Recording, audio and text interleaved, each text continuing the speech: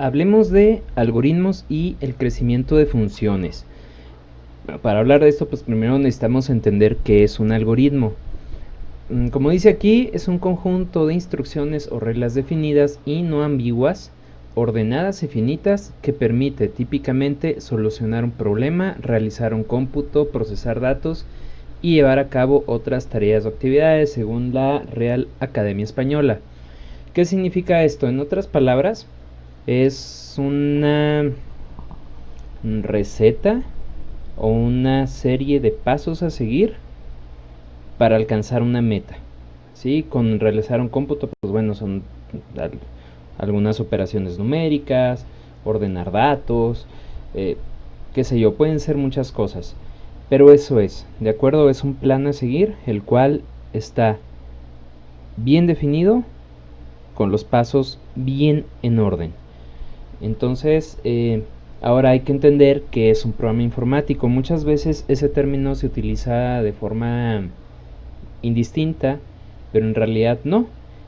Un programa informático es un algoritmo escrito en algún lenguaje de programación para que pueda ser ejecutado por una computadora. Es decir, el algoritmo es la idea, es el plan, es la receta.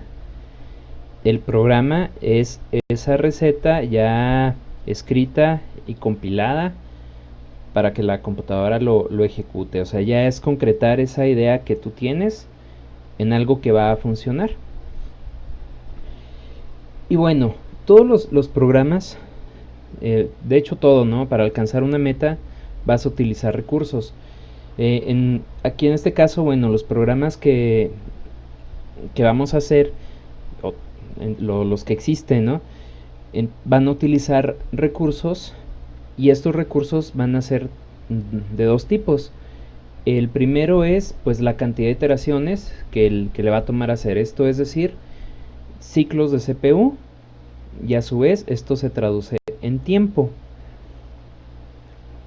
¿A qué voy? Aquí en este caso pues los procesadores tienen cierta velocidad, y esa velocidad te indica cuántas operaciones pueden hacer en un segundo. Si el algoritmo que tú tienes está diseñado para realizar cierta cantidad de operaciones para alcanzar la meta, pues eso quiere decir que el CPU va a estar ahí gastando tiempo para correr tu programa y terminar. El otro tipo de recurso que vas a utilizar es la cantidad de espacio requerido para almacenar los datos. Ahí me faltó decir almacenar y acomodar de cierta manera esos datos, porque los datos también tienen que estar estructurados, es decir, acomodados en orden, con cierta lógica, y para que puedan ser procesados más fácilmente. Entonces, en resumen, el programa, todo programa que tú hagas o todo programa que exista, siempre va a utilizar dos recursos. El primero es el procesador, lo cual se traduce en tiempo, y el otro es pues espacio, y esto pues va a ser memoria RAM y espacio en disco duro muy probablemente. Ahora, existen dos términos que son los de eficiencia temporal y eficiencia espacial. Ok, la eficiencia temporal se va a referir al tiempo o cantidad de ciclos de CPU necesarios para realizar la tarea. Y eso es a lo que nosotros nos vamos a dedicar en esta clase, a analizar los algoritmos y determinar cuántos ciclos o cuántas iteraciones va a necesitar hacer para alcanzar la meta. Y por otro lado tenemos la eficiencia espacial, que pues esta se refiere, como ya hemos dicho, a la cantidad de espacio físico requerido para manipular los datos y terminar la tarea. Este tema no se toca mucho porque la mayoría de los programas que vamos a ver, o de hecho la mayoría de los programas que existen, la cantidad de espacio que requiere pues es lineal, o sea, vaya, no varía según el algoritmo, ¿sí? Pero la cantidad de iteraciones o ciclos necesarios para terminar una tarea sí varía muchísimo de un algoritmo a otro. Espero estar siendo claro hasta este punto.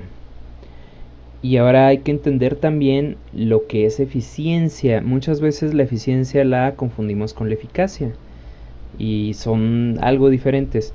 La eficiencia es terminar la tarea utilizando la menor cantidad de recursos posibles. Por ejemplo, si se considera que un motor es eficiente es porque te puede llevar a tu destino de forma rápida y con bajo consumo de combustible. Si algo es ineficiente, un motor por ejemplo, pues a lo mejor gaste mucha gasolina y ni siquiera corra bien. ¿Me explico? Eficiencia es cuando tomas los recursos en cuenta y haces el mejor uso de ellos. Por otro lado, la eficacia es lograr la meta sin considerar la cantidad de recursos que utilizas. Te voy a poner un ejemplo bien sencillo, que casi siempre lo pongo en clase, que es que hay una mosca, quieres matar esa mosca. Entonces, pues lo que haces es que agarras gasolina, llenas todo el cuarto donde está la mosca, lo llenas de gasolina y le prendes un cerillo y ya está. Pues la mosca se va a morir, ¿verdad? Pero el costo va a ser enorme. Ahora puede que agarras un matamoscas y ¡pum!, con un solo golpe alcances a matar esa mosca. Bueno, ahí lo hiciste de forma rápida, segura, no rompiste nada, no gastaste dinero haciéndolo. Vaya, fuiste eficiente. Entonces sí hay que saber distinguir el ser eficaz o el ser eficiente, es diferente. Y hablando de programación, algo que debemos de entender es que hay una relación casi inversa entre la eficiencia y la simplicidad en el código. Vamos a verlo de esta forma. A ver, espero que se alcance a ver el puntero. Cuando tú haces un programa muy sencillo, estoy hablando de algoritmos, de acuerdo, de los algoritmos que vamos a ver en clase. Cuando esos algoritmos que tú utilizas son demasiado sencillos, la eficiencia tiende a ser muy pobre, o sea, son más lentos. Luego a lo mejor tú agregas un poquito más de complejidad y la eficiencia de ese algoritmo aumenta. Generalmente para algoritmos que son más eficientes, la programación necesaria es más compleja, eso es lo que quiero decir. Pero también llega un punto en el que ya alcanza cierta eficiencia y me perdoné, en el que ya alcanza cierta eficiencia y aunque le agregues más complejidad a tu programa, ya no va a haber una ganancia significativa en cuanto a la eficiencia. ¿Qué significa esto? Que cuando tú programes, debes de utilizar el algoritmo que sea lo suficientemente eficiente sin añadirte una complejidad exagerada, ¿sí? En este caso, o sea, por ejemplo, puedes utilizar un algoritmo super ultra complejo, o sea, un algoritmo que a lo mejor esté por aquí en nivel de complejidad, pero a lo mejor un algoritmo que esté por aquí en nivel de complejidad te va a dar el mismo resultado. Sí, claro que si eres medio torpe para programar y programas algo súper simple, pues tu eficiencia seguramente va a ser pésima. ¿De acuerdo? Entonces hay que entender esa relación. Entonces tú incrementas la complejidad solamente hasta el punto que sea necesario, nunca de más. ¿Sale? O sea, mantener las cosas lo suficientemente sencillas. Ahora, bueno, también allá hablemos ya más en concreto de lo que es la eficiencia temporal. Como habíamos comentado, el objetivo de la clase es analizar los algoritmos y determinar cuál va a ser su eficiencia temporal. Para eso existe una notación llamada notación Landau, y esa vulgarmente la decimos O grande u O chica, y la O pues viene de orden. Orden en cuestión de, ¿cómo te explico? No de que algo esté ordenado, o sea, sino que esté clasificado, ¿sí? Entonces el orden de todo algoritmo va a estar cuadrado dentro de un orden de complejidad. Ahorita lo vamos a ver en esta gráfica. El orden de eficiencia temporal es la forma en la que se comporta un algoritmo con respecto al tiempo y va a corresponder a una función establecida. Aquí me equivoqué. De hecho, no es con respecto al tiempo, lo voy a corregir aquí en vivo. Es con respecto... Bueno, es que sí es con respecto al tiempo, pero...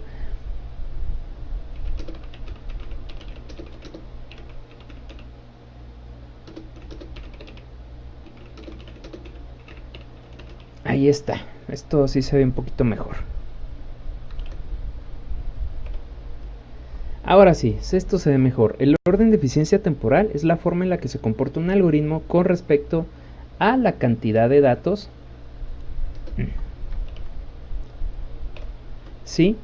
O tamaño del problema. Y va a corresponder... que la fregada... Ahí está, ¿Qué hubole? Ok, entonces... es la forma en la que se va a comportar un algoritmo con respecto a la cantidad de datos o tamaño del problema y va a corresponder a una función establecida. En este caso, aquí está el puntero, esto de aquí es FDN, pero se refiere a la cantidad de ciclos o iteraciones o operaciones que tiene que realizar el algoritmo para resolver el problema, ¿de acuerdo? Entre más grande sea este número, significa que el algoritmo realiza más trabajo y va a tardar más, ¿sí? Acuérdate, cantidad de operaciones se va a traducir en tiempo necesario. Y esto de aquí va a ser el tamaño del problema, ¿sale? Entonces, existen diversos órdenes de complejidad. En primer lugar tenemos O grande de 1, que es el orden constante. ¿Qué significa un orden constante?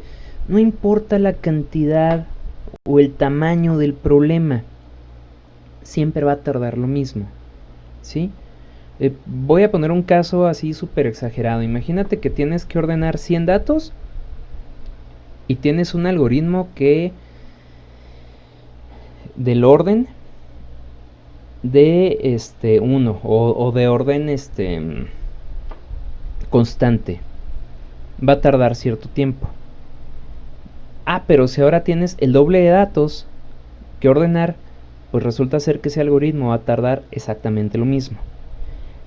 Que si tienes 1000 veces más datos, el algoritmo sigue tardando exactamente lo mismo. Eso es orden constante, ¿sale? Es independiente de la cantidad de datos o del tamaño del problema que tienes que resolver. Siempre va a tardar lo mismo. Luego tenemos esta, O grande del logaritmo de n. Si te fijas, su crecimiento es más pausado. Claro que es más grande que el orden constante porque para n's mayores, bueno, pues va a tardar más. Pero es bastante eficiente de hecho. Luego tenemos un orden lineal, O grande de n. Eso quiere decir que la cantidad del problema crece en proporción directa a la cantidad de datos. Por ejemplo, digamos que quieres encontrar un dato X en una colección. Bueno, si son 10 elementos vas a tardar 10. Si son 100 elementos vas a tardar 100 operaciones en encontrarlo. Si son 1000 elementos vas a tardar 1000 operaciones en encontrarlo. O sea, siempre el orden de crecimiento va a ser de acuerdo directamente al tamaño del problema. Ahora vienen casos más reales. Orden lineal logarítmico, O grande de n logaritmo de n. Sigue siendo una curva logarítmica, pero crece bastante más rápido, ¿sí? Y luego tenemos este otro, O grande de n cuadrada. O sea, al ser una curva, pues crece de una manera muchísimo más con respecto a los demás. Aquí estos están ordenados de lo más eficiente a lo menos eficiente. Y hubo dos que no anoté porque simplemente no cabían en la gráfica. Son órdenes que hay que evitar a toda costa. y esos se les conoce como problemas NP, que vamos a ver más adelante. Ok, espero hasta aquí ir bien.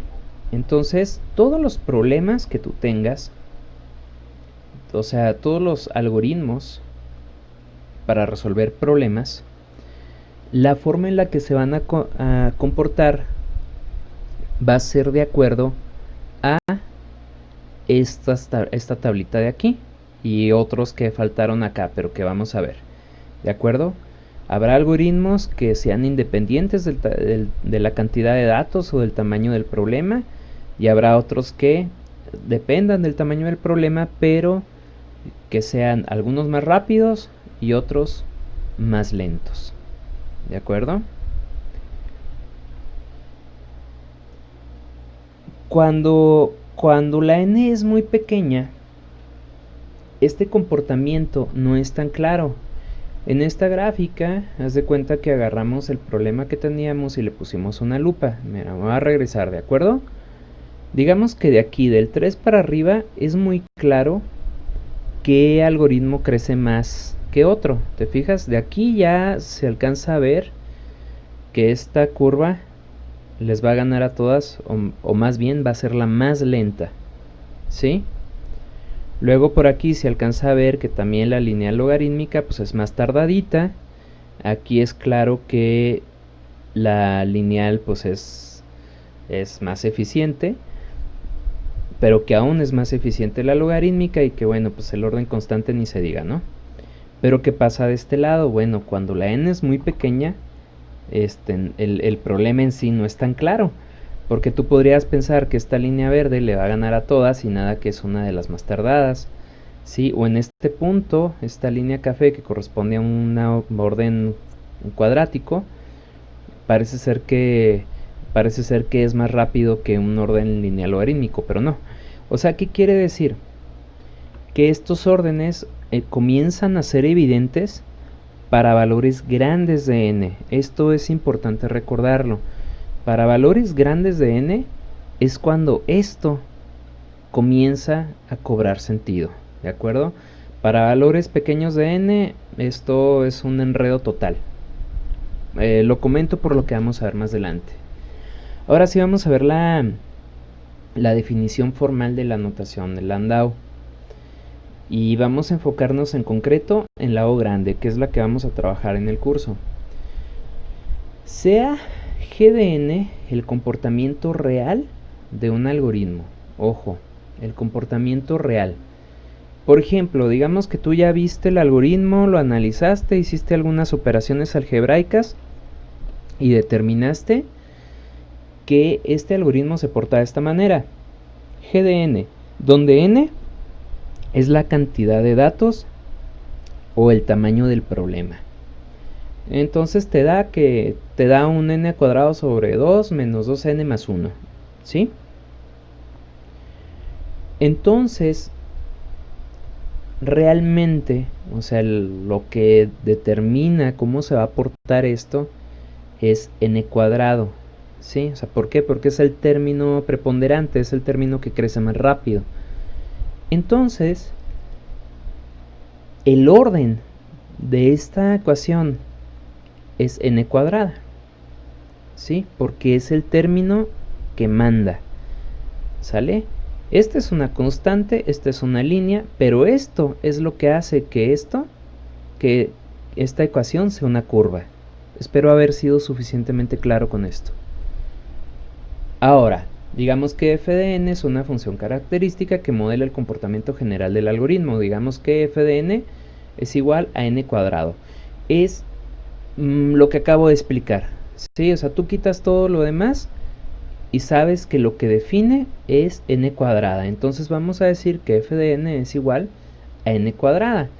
Así pues, podemos decir de otra manera que O grande, o sea que este algoritmo es O grande de n cuadrada. O grande de n cuadrada. ¿Y por qué? Porque existe una n que es mayor que una n inicial o una n crítica. Me regreso un poquito, ¿sí? Por ejemplo, aquí esta es cuadrada, ¿sale? Pero para n's muy pequeñas, pues no cuenta, no se ve bien cómo se va a portar. Para n's muy grandes sí. Entonces debe haber una n inicial y a partir de ella, bueno, y también una constante que debe de ser mayor que 0, ¿de acuerdo? Entonces, dada esa n inicial, para toda n que sea mayor que esa n inicial, va a ocurrir esto de aquí. Ignoremos el 0. Va a querer decir que esa c multiplicada por tu comportamiento real, siempre, bueno, su valor absoluto siempre va a ser mayor o igual que esa f de n, ese orden, ¿sale? Esa clase de problema. En este caso, este problema es de orden cuadrático o grande de n cuadrada. ¿Por qué? Porque se cumple esto de aquí, ¿sí? Lo vamos a poner gráficamente, que de hecho esta gráfica la saqué precisamente con estas ecuaciones, ¿sí? Con estas ecuaciones de aquí sacamos esta gráfica, ¿sí?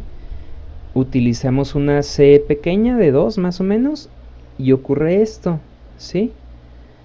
Te fijas que aquí en este caso la línea azul es menor, ¿sí?, que la línea naranja. ¿Qué quiere decir? Que f de n es mayor que c por g de n. ¿Qué quiere decir? Que esto de aquí no se está cumpliendo, ¿sale? Pero a partir de este punto, ¿sale?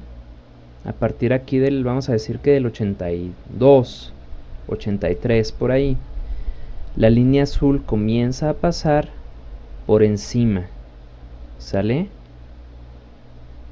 En este punto, a partir de este punto de aquí y de ahí al infinito, se va a cumplir esta sentencia. Se va a cumplir que c por g de n va a ser mayor o igual que de f de n. Eso quiere decir que nuestro algoritmo es de orden o grande n cuadrada. Si no me entendieron nada por el momento, no se preocupen, yo tampoco lo entendí y nadie lo entiende al principio. Esto lo vamos a ir desarrollando conforme estemos haciendo programas, analizando su comportamiento y determinar en qué orden va a quedar, ¿sale? Esto lo vamos a hacer varias veces hasta que quede claro. Solamente esta es la definición formal de la notación Landau, ¿sí? Y en esta de aquí, al cumplirse esto, se nos indica que esta ecuación se puede poner en el orden de O grande de n cuadrada, ¿sale? Vamos a dejarle hasta aquí y la siguiente vez vamos a analizar un algoritmo y vamos a ponerlo ya dentro de un orden de eficiencia temporal. Hasta aquí. ¿Listos?